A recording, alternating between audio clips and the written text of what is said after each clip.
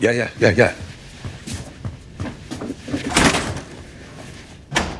Did Homelander just let someone walk away? What the? Seems like everything we know about the boys is being turned upside down. Homelander, who snaps people's necks, takes their heart out like it's leg day for him, has actually let the legend leave. He didn't kill him, even when the man spilled pretty bitter truths. But why did he choose not to kill the legend? Killing him and leaving his body at the boys' hideout would have been a terrifying message for Butcher and his gang. Is he becoming kinder? Hell no. The man is more unstable than ever, and still doesn't hesitate once before killing the people who apparently worship him. Exhibit A, Firecracker. So, what did the legend do to get his life spared? And more importantly, will it have any future impact on the storyline? Let's find out. This is a legend. That's quite a nickname. No, it's not a name. The legend popped up in season 3, and now we see him working in Vought American theaters, filling up popcorn machines and yelling at kids who are stealing soda. However, he's still a living encyclopedia on Vought, and just knows too many of its nasty secrets. The legend comes in when MM reaches out to him to know more about Bombsight and the V1. Yeah, the man stands up to his name because it's through him that the boys find Golden Geisha. Now, the thing is, the legend has no interest in what Butcher and the gang are up to and simply wants to live in peace. He himself says that even a year ago, Vought took care of him.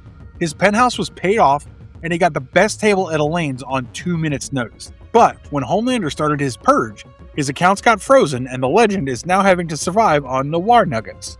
Basically, the man has barely anything to lose other than his life. So when MM threatened to unalive him, he reluctantly helped the boys, and soon, when Homelander found the legend, the man had no choice but to take him to the boys' hideout.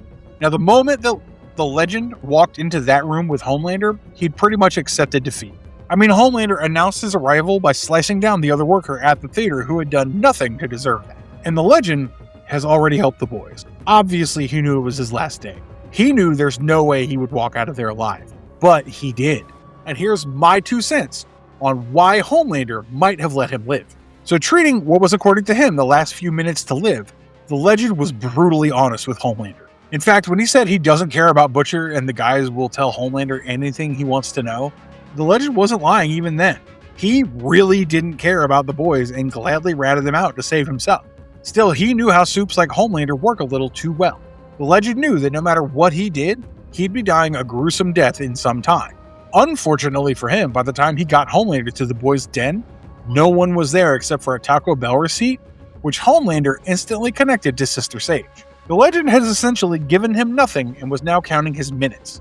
On top of that, the legend realized that Homelander was losing his mind, clearly. We know he was talking to Madeline, who he believes is an angel, but think of just how crazy it might have looked to the old man, seeing a Homelander blabbling to some unknown entity. And that was his last straw. He was pretty much convinced that Homelander has a different level of deranged, and the legend came out saying it straight. Gotta assume the only reason you're saying all this stuff is you're not gonna let me walk out of here alive. And Homelander even agreed with him. The legend then started telling him the harsh truth about being a suit, about how everyone gets their moment in the sun, including those who've been chucked into the Vought old age homes. Somehow, the legend's uncalled for advice, like how the more one fights the inevitable, the harder it gets, and him calling Homelander kid, stuck with him. See, Homelander has severe daddy issues, and any father-like figure showing the guts to tell him the truth to his face is bound to have an impact. And so did the legend's words. He was one of those rare people who didn't try to manipulate him or feed him lies. Rather, he chose to tell Homelander about the harsh reality of life. Yeah, he had given up, but that didn't make him stop from patting Homelander's shoulder and acknowledging what the latter might be feeling. The legend has been in this business for a long, long time. And when he said, I feel for you, kid, Homelander knew he actually meant it, because unlike everyone else, this man wasn't begging him to let him go. The thing is, Homelander despises people who feign loyalty to him and tell him what he wants to hear to save their lives. But the legend? He was one person who wasn't scared of him, and he could tell that he's a whack job, but also admitted his talent. And for the first time, Homelander met someone who knew who he truly is, what he's going through, and despite all his madness, this man saw the power in him and acknowledged it. You can literally see Homelander's lips quiver to form a smile because the legend is the only person who knows how difficult life is for superheroes and doesn't judge them. It's like your father grounding you for breaking the looking glass, but you know he's going to appreciate your driving skills someday. And Homelander craves nothing more than validation. The Legend gave him that. And interestingly, it was not made up. He didn't pretend to be afraid of him or hold him on a high pedestal, but truly validated his power. To him, Homelander was a vulnerable young soup trying to stay on the top at all costs. Homelander believed that this man was worth nothing. But soon, he realized that the Legend and his unfiltered truth might be the only cheerleader he needs.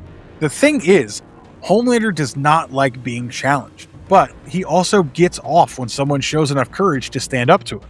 That's exactly why he still hasn't lasered Butcher, Huey, or even Stan Edgar. Homelander's kind of addicted to their rebelliousness, which probably reminds him just how important he is. But in the case of the Legend, he wasn't exactly challenging him. He was accepting him. And of course, he's great at giving out info, thanks to Golden Geisha's Vought tracking necklace.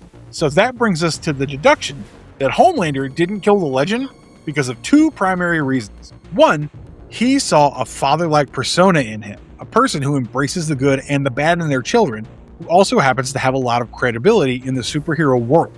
And two, he knew that with Firecracker gone and Sister Sage plotting against him, he can use someone like the Legend, who has extensive knowledge about Vought's system. That means Homelander might use the Legend as a tool to infiltrate Butcher's gang and get first-hand information on what they're doing. Oh, that's going to be interesting, but I'm not sure how Kripke is going to fit a massive showdown in just 2 more episodes. Fingers crossed. Alright guys, that's all for today. The Legend brought out a side of Homelander that we have barely seen, and Paul Reiser absolutely nailed the role. Honestly, Homelander's and the Legend's interaction was one of my favorite parts of the last episode, because, oh man, there were just so many emotions packed into that scene. Do let us know your thoughts in the comments below.